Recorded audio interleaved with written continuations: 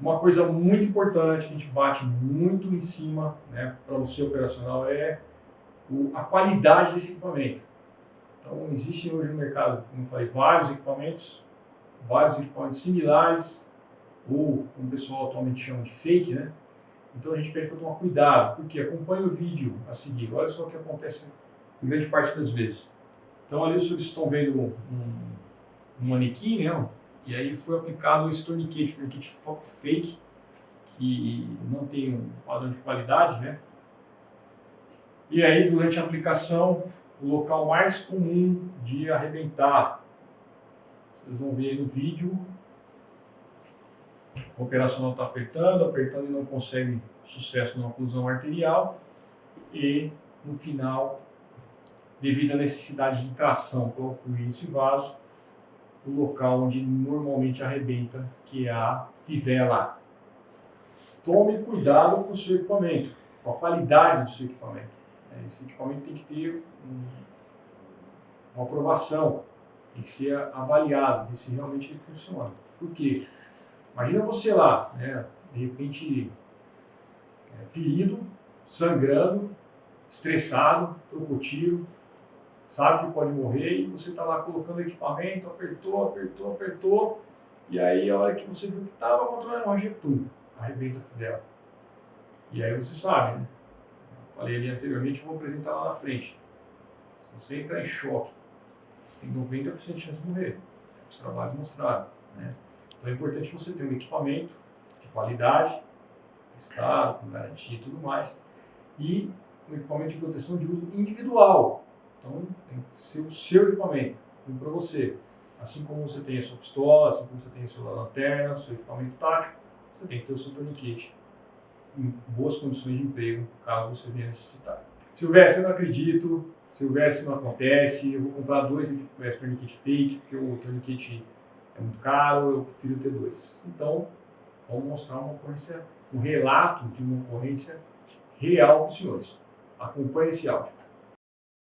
Ô, doutor, então, puta, eu ia agradecer você pelo apoio, pelo curso aí que foi fundamental na hora lá. Que a gente chegou lá, né? A baixada é difícil, né? Chegamos lá, teve o primeiro contato, a troca de tiro. Eu tava numa patrulha, o Mike tava em outra. Aí teve o contato lá, o Mike foi baleado.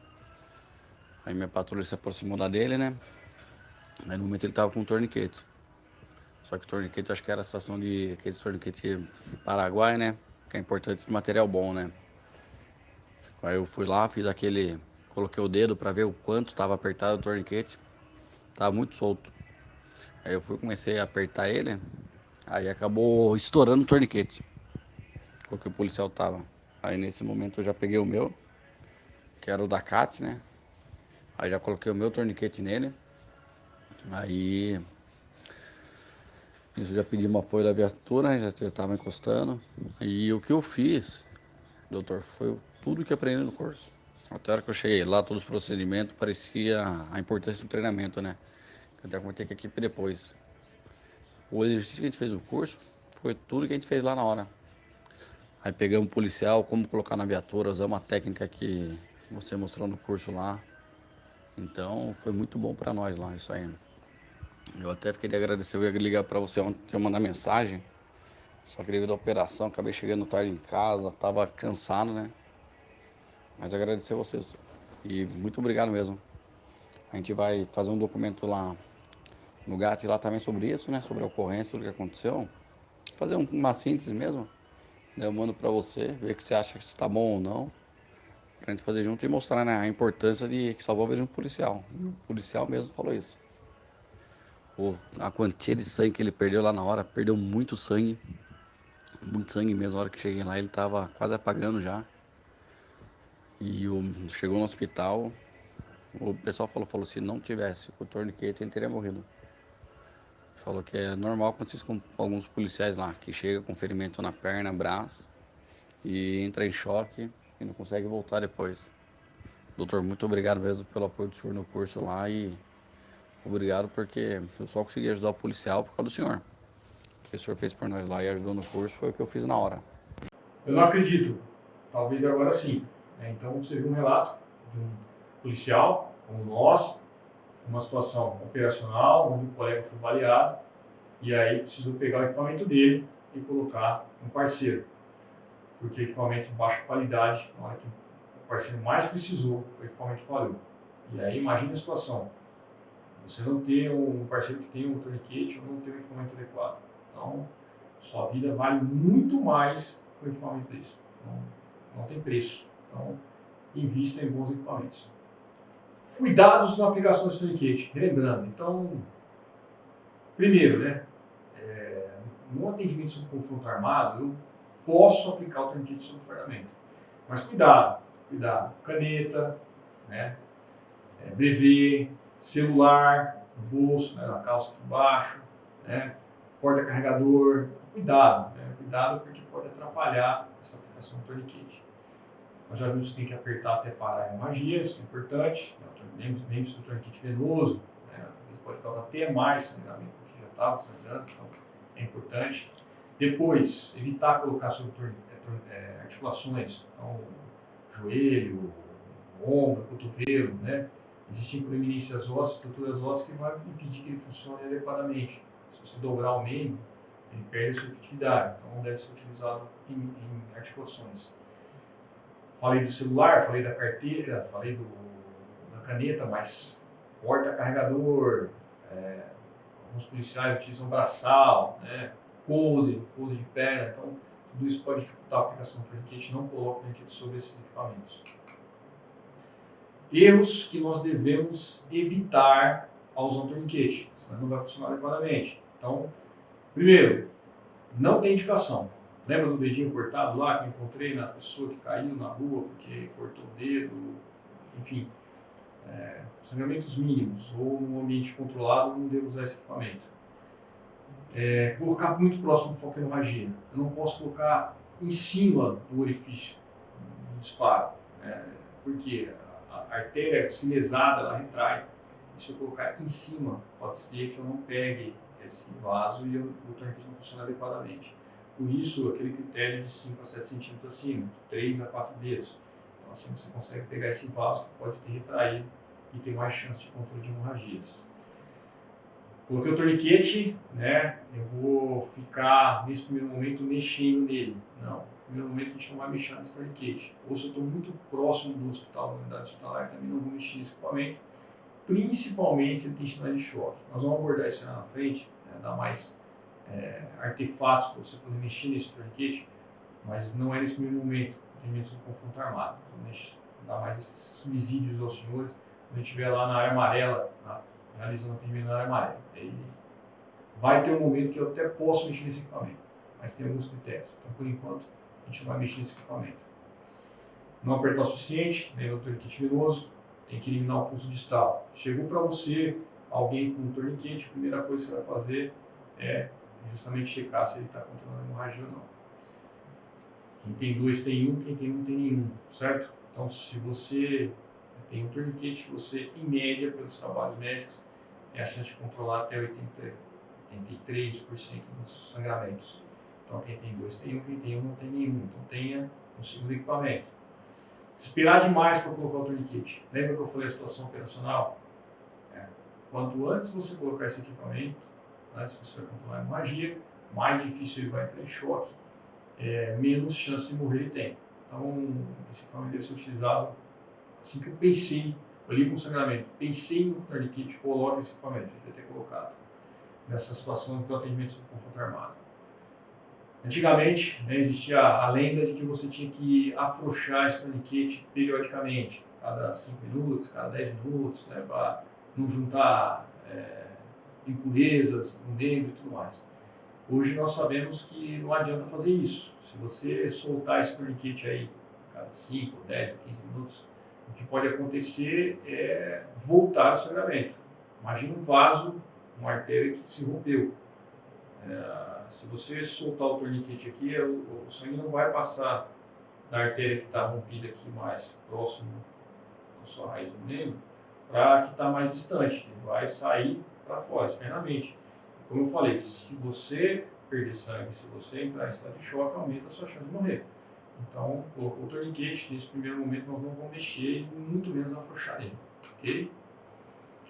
E aí eu trouxe algumas curiosidades, né, para incrementar o conhecimento sobre esse equipamento. Então, eu acho que a gente tem que ter confiança nesse equipamento e saber de algumas particularidades. Então, curiosidade número 1.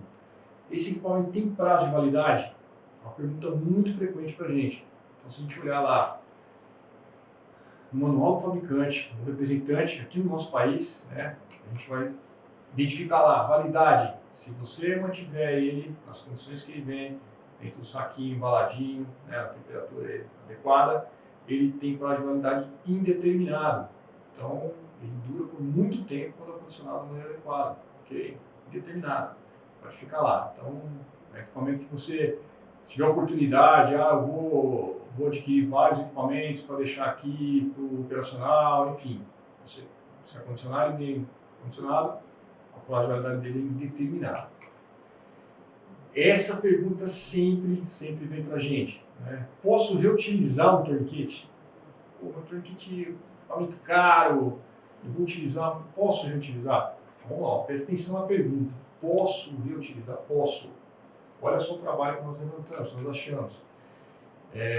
Jornal de Medicina de Operações Especiais, jornal americano, olha só essa pesquisa, olha que interessante. Foram colocados torniquetes, uma base americana, em cima do telhado, dispostos durante 18 meses, ou seja, 1 ano e 6 meses.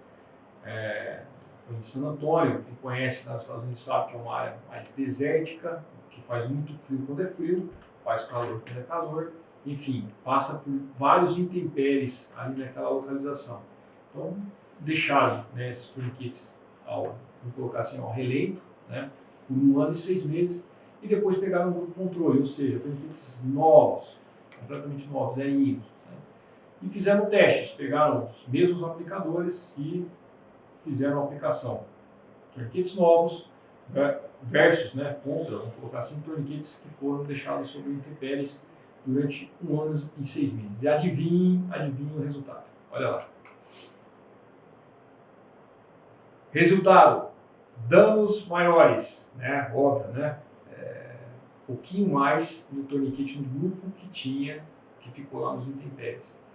Eficácia: olha lá, 1 ano e 6 meses. Chuva, frio, calor, sol, enfim, vários intempéries ali da natureza. E ele teve somente cerca de 10% de eficácia durante a sua aplicação. Ou seja, um tanto de tempo desse, com vários intempéries, 10%, né, acaba se tornando muito pouco devido às situações que esse torniquete passou.